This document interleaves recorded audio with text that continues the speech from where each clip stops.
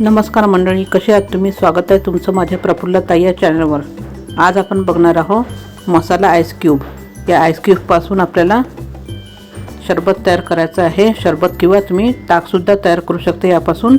उन्हाळ्यामध्ये थंडावा देणारे शरबत इन्स्टंट आईस क्यूब बनवून आपण तयार करू शकतो। याकरता आपल्याला काही साहित्य लागणार आहे। इथे आपण पुदिन्याचे पाने घेतलेले आहे। हे पुदिन्याचे पानं आपल्याला स्वच्छ निवडून आणि स्वच्छ धुवून घ्यायची आहे।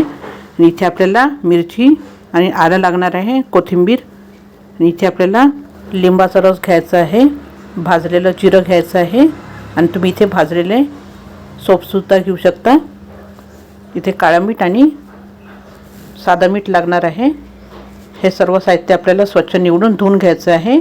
इथे आपण मिक्सरचं पॉट घेतलेलं आहे, त्यामध्ये आपल्याला ही पुदिन्याची पानं घालायची आहे। आणि इथे आपल्याला त्यामध्ये स्वच्छ धुवून घेतलेली कोथिंबीर घालायची आहे।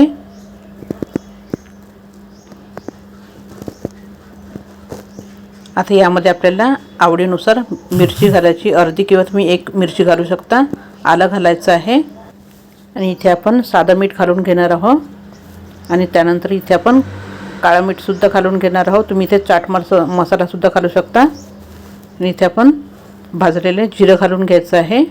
इथे तुम्ही बडीशोपसुद्धा भाजून घेऊ शकता। आणि इथे लिंबाचा रससुद्धा घालून घेणार आहोत।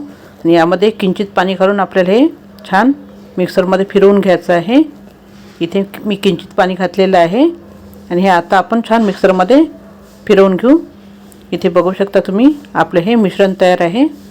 आता हे आपण आईस ट्रेमध्ये टाकून घ्यायचं आहे। यामध्ये या मिश्रणात थोडंसं पाणी घालून हे आपल्याला आईस ट्रेमध्ये सगळं टाकून द्यायचं आहे। आणि हे आपल्याला फ्रीजमध्ये फ्रीज करायला ठेवून द्यायचे आहे। यानंतर हे असे आईस क्यूब तयार होतात आणि हे आपण आईस क्यूब फ्रीजमध्ये ठेवून जेव्हा वाटलं तेव्हा आपण याचं शरबत करून पिऊ शकतो।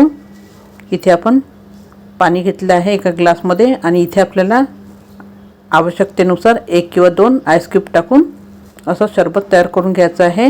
हे उन्हाळ्यामध्ये इन्स्टंट एनर्जी देणारं पौष्टिक असं शरबत तयार झालेलं आहे।